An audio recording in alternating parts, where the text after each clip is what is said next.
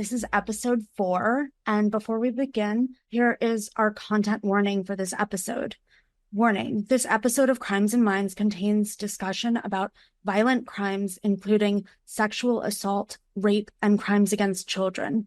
If this topic is a trigger for you, please consider skipping this episode. Yes, thank you, Rachel. Hi, I'm Rachel Porodnik. I'm a licensed clinical social worker based out of New York City. And Joni? Yes, and I'm Joni McLeod. I am a licensed mental health counselor, also based out of New York City. Both Rachel and I own our own private practices where we practice mental health counseling, and we love true crime as hobbies. And so we have teamed up together to bring you today's episode of Crimes and Minds about Warren Jeffs. Yes. Thanks, Joni. Yeah.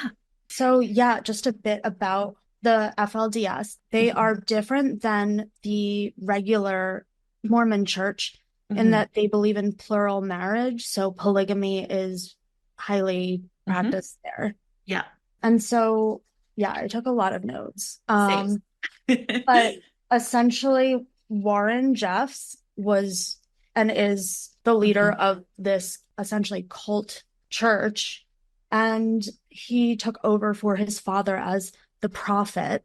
Right. Rulon Jeffs was originally, or before Warren, he was the prophet, and he actually had 65 wives. This is Rulon? Yes. Oh my goodness. Yes. So Warren came to power in 1998 after Rulon had a huge stroke. And nobody really liked Warren, but he had gotten people to validate his claims that he was the prophet. Like he got Rulon's wives to testify that he was the prophet. Yep. And then he started marrying his own mothers, not biological mothers, but his own, his father's wives after his father died. Yes. And I read that part of the reason for that was because they believed that the true prophet couldn't die. And so once Rulon passed away in the early 2000s, Warren just started acting like he was his father. And so he married his wives. He started speaking as if he was his father, because now he was the prophet. And it was like he was almost trying to manipulate people into thinking that he was his father, like reincarnated or living again. Yes. And he did. People believed that. Yeah. He gained a lot of control, like almost totalitarian control. So by the end of 2002, things started to get very strict, according to him. So he had many rules. He had an academy for young girls. And that was really creepy that he just basically trained them as wives. Ooh, it makes my heart beat fast because I get so angry talking about this, of his commitment to abusing young girls, young boys too, by the way. Some young boys have come forward. Yeah, but so even his own children too. Yeah, and his sisters when he was younger. Yeah. So this guy was really sick, essentially. Yes.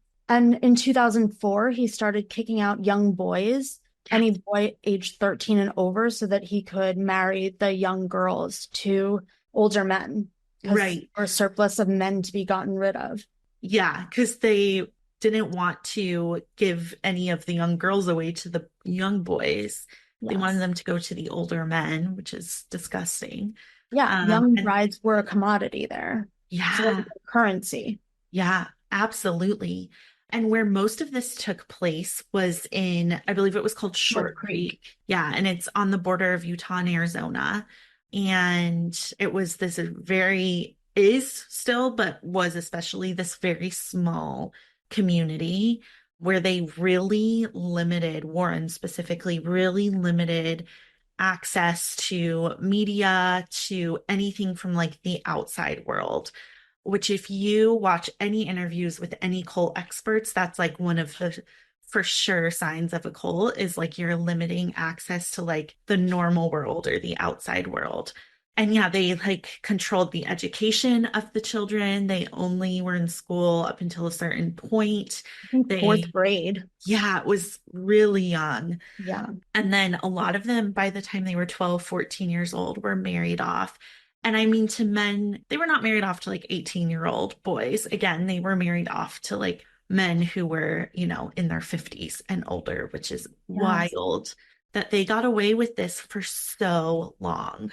Yeah. And we saw interviews. I think I watched the one on Netflix, Keep Sweet, Pray, and Obey, Yes, I did too. really sick. And Yes. I thought it was so informative and just very disturbing. So disturbing. So Oh my these God. girls were being married at, yeah, you said 12 or 14 years old to like 85-year-olds. Yeah. Yes. And I mean, so this was happening at a very large scale within this community. But Mhm. Warren alone, in one documentary I watched on Peacock, said that I'm reading the exact number because it's wild. Warren had 78 wives, and they know he had more than 50 children.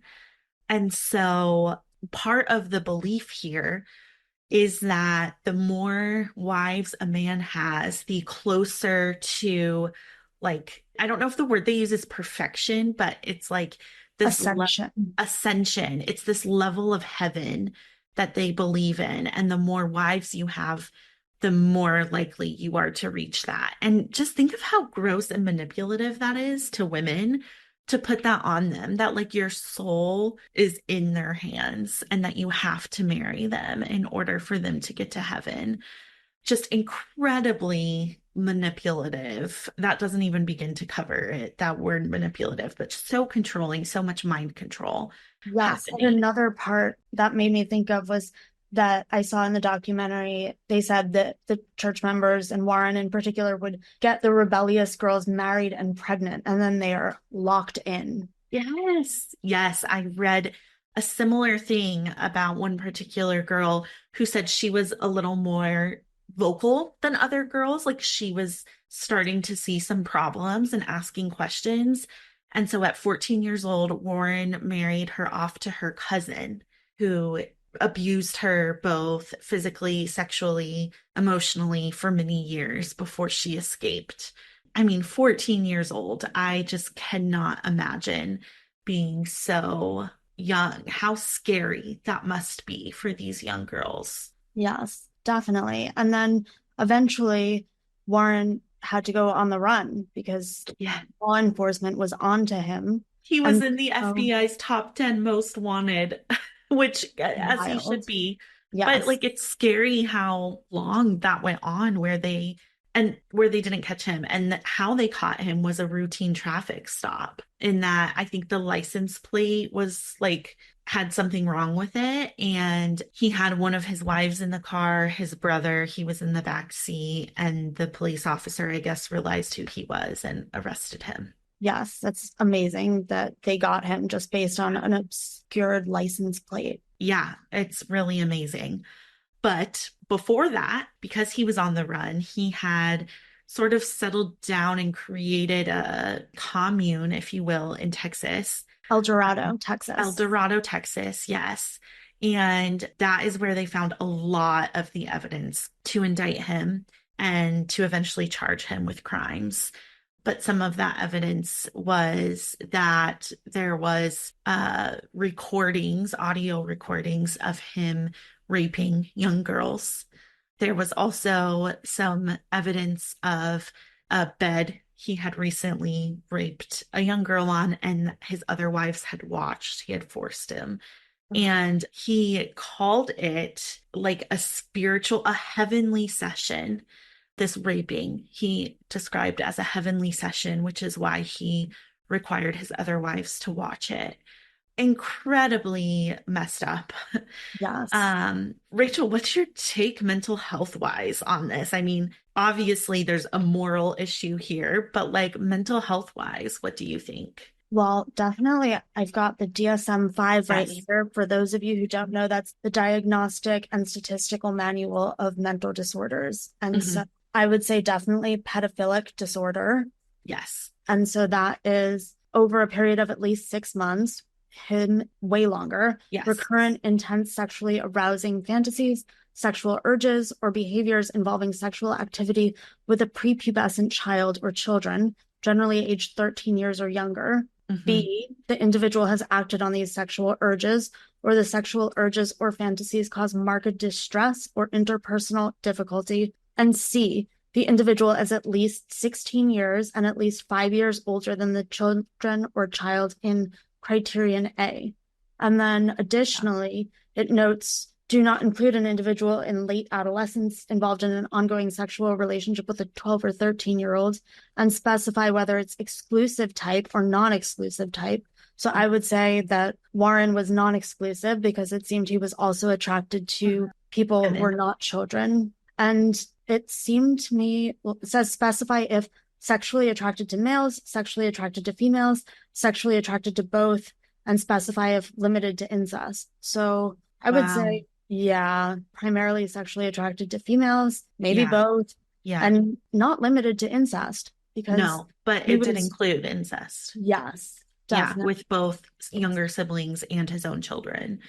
Yeah, and he has not been charged with this, but there has been at least one young boy who came forward and said he was sexually abused by him. Also say that he's got narcissistic personality disorder. Absolutely. Completely agree with that. Yes, which Yeah. is a pervasive pattern of grandiosity in fantasy or behavior, need for admiration and lack of empathy, beginning by early adulthood and present in a variety of contexts, as indicated by 5 of the following. 1, grandiose sense of self-importance. 2, preoccupied with fantasies of unlimited success, power, brilliance, beauty, or ideal love. 3, believes that he or she is special and unique and can only be understood by or should associate with other special or high status people. 4, requires excessive admiration. 5, has a sense of entitlement. 6, is interpersonally exploitative, i.e., takes advantage of others to achieve his or her own ends. 7, lacks empathy. 8, is often envious of others or believes that others are envious of him or her. And 9, shows arrogant, haughty behaviors or attitudes. Wow. So I just want to clarify. I'm so glad you read that, Rachel, because we use the word narcissism or narcissistic in our society so much. It's like a hot button word. And most of the time, when it's used socially, it's not used within the context of narcissistic personality disorder. I always tell people we all have a little bit of narcissism in us. That is a personality trait, but we are talking about NPD, narcissistic personality disorder. And you only need to have 5, I think you said, of those 9. traits to qualify essentially for the diagnosis. I would argue he had all 9. Yes, As you I were was just reading it, thinking I was that. like, check, check, check. Yeah. Um, and going back to what you read before about pedophilic disorder, right? Yes. I just want to clarify. So, according to the DSM, in order to have that diagnosis, it needs to have been a 6 month or longer period of time, which, like Rachel said, this was years and years. However, that doesn't make it okay if it's less than 6 months, right? If a child is abused at all, it's not okay. And so it's just that that person maybe wouldn't qualify for the diagnosis, but that if anyone has acted on abusing a child, obviously that is an issue and a crime and a human rights violation. And so I think it's important to clarify that because I think that's probably a lot of people will use that as an excuse to abuse Yeah. vulnerable people. And then I would definitely say he's got a cluster B personality disorder of antisocial personality disorder. Yeah, tell me about that, Rachel, because I agree with you, but I want to hear your process on it. Yes. So it is a pervasive pattern of disregard for and violation of the rights of others occurring since age 15 years, as indicated by 3 or more of the following. 1, failure to conform to social norms with respect to lawful behaviors, as indicated by repeatedly performing acts that are grounds for arrest. 2, Mhm. deceitfulness, as indicated by repeated lying, use of aliases, or conning others for personal profit or pleasure.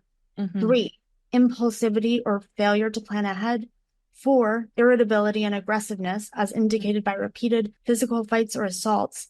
5, reckless disregard for safety of self or others. Mhm. 6, consistent irresponsibility, as indicated by repeated failure to sustain consistent work behavior or honor financial obligations. 7, lack of remorse as indicated by being indifferent to or rationalizing having hurt, mistreated, or stolen from another. And B, the individual is at least age 18 years. Mm-hmm. C, there is evidence of conduct disorder with onset before age 15 years. Mm-hmm. And D, the occurrence of antisocial behavior is not exclusively during the course of schizophrenia or bipolar disorder. Yes. Okay. So that's an important distinction there. This is a little lesson on the DSM for everyone. A lot of times, you could read through it and someone may qualify for more than one diagnosis, but each diagnosis will specify, if schizophrenia is a better diagnosis, then that's the diagnosis, not this one. We don't know that though with him. It really seems like this is the diagnosis. He doesn't have, as far as we know as the public, he would not meet the criteria for bipolar or schizophrenia. Again, I think he hit every single one of those marks. The only one I thought about was it was something like Rachel, the one that was like you essentially a disguise that you put on, right, to fool people. But even I think that showed up in the way he ran from the police. Yes. He would wear different wigs, he would have different glasses. Even though he didn't allow his followers to take part in the modern world, there's footage of him at Disney World, there's footage of him at strip clubs. There is a lot of evidence that he himself was living in, quote unquote, the real world. And so I think that that counts for that. He was obviously going to great lengths to pretend to be someone else. Right. And additionally, he was getting, I think it was $300,000 or more in cash each week from his followers. And they were, Weak. yes, while he was on the run and his brother was giving him the money as a courier. And Wow. his followers were all giving their tithes and they were living hand to mouth. They had no money. They could barely afford to eat while he was just living it up in excess. Oh my gosh. It is just so devastating how our culture, our system, our government, I would even dare say, has failed these children. I mean, I have to believe that there were members of law enforcement, that there were other members of society who knew better and who at least strongly suspected this and could have done more. Because this was an entire community. This isn't one Yes. family. This isn't, whatever. It is an entire community, an entire religion that was complicit in this. Yes. And I Um, remember there was a case against a 32-year-old police officer who yes. married and impregnated a 16-year-old girl. Yeah. Yeah. And Because that he was is, part of the FLDS. yes, and Or, that is yeah. what drew a lot of national attention to this group. Yes, absolutely. And again, he was a police officer, and he even officially stated he believed Warren Jeffs was the prophet. He even, Rachel, if this is the same case, which I think it is that I'm thinking of, he even wrote a letter to the court in support of Warren once he was arrested. And so, I mean, it's scary, right? How mind control can work and how people who are supposed to be safe people end up being the abusers and at the very least complicit in the, I want to say crime, but I'm going to call it a human rights violation Yeah, because that's what it is. totally. And I did also want to mention that he was separating parents from their children. He was bringing them to El Dorado, Texas, in their Yearning for Zion Yeah. ranch Yeah. and grooming them from toddlers. Yes. The grooming, that is another aspect of a cult and of manipulation and mind control, is the idea of grooming someone where you essentially set them up and teach them and prepare them to be abused throughout their lives. And in this case, we're seeing it with young children. You can be groomed at any age, though, just to be clear. But that is truly what was happening here was this grooming of the younger generation in order to be okay with being abused throughout their lives. And I mean, what they described was terrifying. Like children going to Zion without their parents, mothers waking up and finding their children missing Yeah, and talking to the fathers, like, yeah, where are our children? And yeah, then being like, oh, never you mind. They're in good yeah, hands. yeah. So not only now are we talking about pedophilia sexually assaulting both minors and adults, multiple plural marriages, child marriages. Now we're also talking about human trafficking, Yeah. kidnapping. Yeah. There's so many crimes and so many human rights violations in this case. And yet, my understanding, Rachel, correct me if I'm wrong, he is serving right now a life sentence. Warren Jeffs is serving a life sentence in prison, but only on two accounts of child, Yes. Rape of a essentially. 12-year-old and a Yeah. 15-year-old. Yes. And actually, the 15-year-old, because she was at the age of consent, is what they call it, that charge was less than the 12-year-old, which to me is just absurd that a Right. 60-something-year-old man can assault a 15-year-old in that way. And that they're saying, oh, well, she's at the age of consent. Yeah. Clearly, we are failing our children and our teenagers with some of the laws that we have and that we don't have. Yeah. I think he was also charged for 10 years in Utah for 2 counts of rape as an accomplice as well. Yes, that was overturned though. That was like, I think it was 2007, he was charged with that. And then by 2010, the state of Utah overturned it. But by that point, these other charges were already at least in the works. So he will spend the rest of his life in prison, right? Hopefully. Hopefully. Yeah. But to me, it is wild that somehow they've only got him officially on those two charges when there seems to be so much more evidence for so many more crimes. Well, I know that law enforcement raided the Yearning for Zion Yes. ranch Mhm. based on a hoax call of a woman who said she was a 16-year-old girl and was pregnant again and married. And so Wow. police went and did a welfare check and they found evidence of young girls who were pregnant. And so Wow. that was when they removed all of the kids from the ranch. Yeah. And I remember this happening in real time. I'm trying to remember what year. Was this 2008, Rachel, maybe? I want to say it was somewhere between like 2006, 2008. Yeah, it was around then. Um, yeah. And at the time, like I was a teenager, I remember seeing the headlines. I remember seeing the Oprah show talk about it. I remember seeing Good Morning America talk about it. Like I remember all of this. And it is just wild to me how even that wasn't that long ago. And it was just over a decade ago. Yeah. And And he used the mothers to garner sympathy. So exactly. he Yes.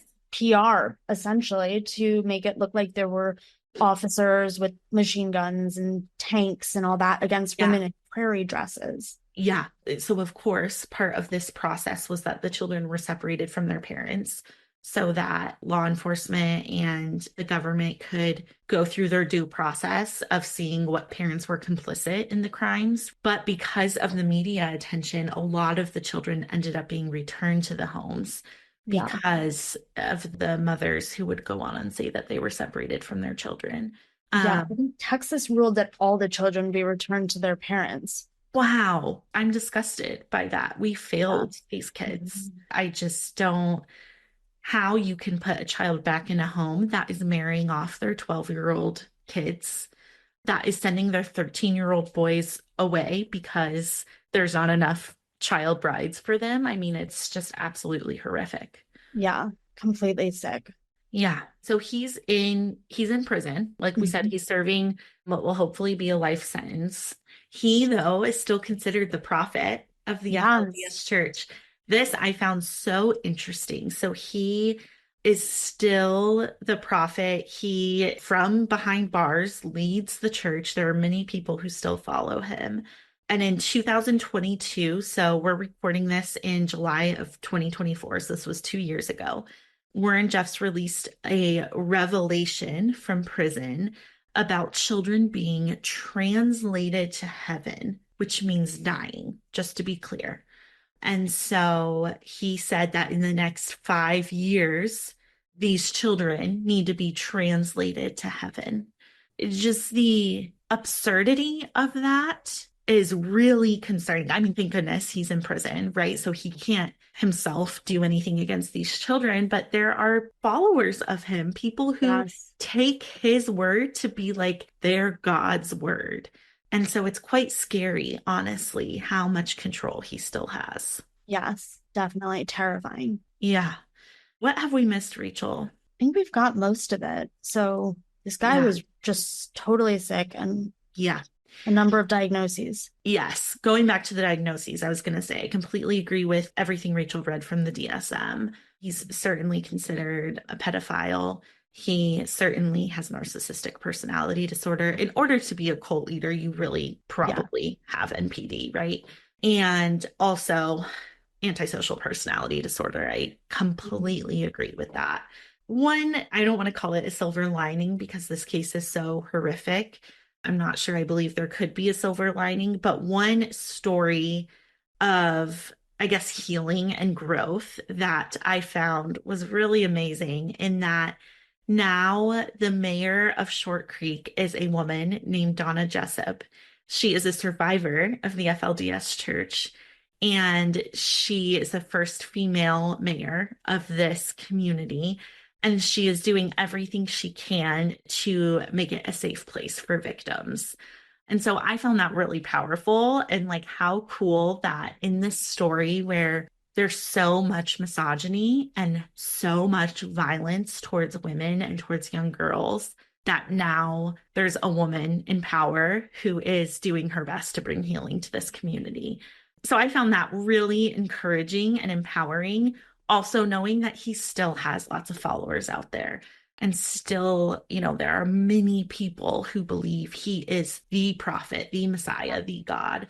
And he's going right along with that, even from prison. And I even think there's some sense of like persecution of people believing, oh, the fact that he's in prison is another reason why he's the Messiah, because there's persecution against him now, Yeah. which is almost like a badge of honor that I think he wears. So again, so many crimes against humanity, so much violence, and clearly he has multiple diagnoses that Yeah. should be keeping him away from the public for the rest of his life. Definitely. And just one other thing, I'm Yeah, shocked that he's allowed to even have visitors because it's general knowledge that these sessions, that these conversations he's having with his yeah. followers are being leaked to his followers, to all of them.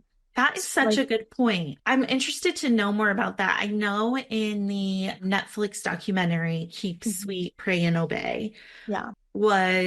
I saw like footage of him like reading something behind the bars, right? Like where you see people on the phone talking to the other person. So clearly the other person he was talking to was recording this, which is so concerning. That is such a good point, Rachel. Why is that allowed? I'm not sure. I'm really not sure. Yeah. Yeah. Well, Especially when I think about all of the people in our prison system who don't deserve to be there. The fact that he still gets such an audience is so frustrating and downright wrong. yeah, I totally agree. Yeah. Yeah. Well, again, I think this story is one of how society has really failed a lot of vulnerable populations. I do want to say, so I highly recommend if you're interested in this case, the Netflix documentary, Keep Sweet, Pray and Obey. It's called that because a lot of the women have said that they were told that the only emotion they were allowed to have was sweetness, which is not an emotion. That drives me up a No. wall because I'm like, that's literally not an emotion. So essentially, they weren't allowed to have any emotions and that they always had to keep sweet, pray, and obey. And so, again, so much misogyny there, so many crimes against women. Another thing to bring some light onto this issue is that child marriages are legal under certain conditions in 44 US states. 44 out of 50 US That states. is like, that's just totally mind-boggling. I know we are living in the 21st century in the United States of America. There is absolutely no reason for one state to be able to have that. An example is the state of California, which is known to be a very progressive, leaning state, allows a child marriage with the permission of one parent or guardian and of one judge. That's all Wow. it takes, which we know how parents fail children and the system judges can fail children too.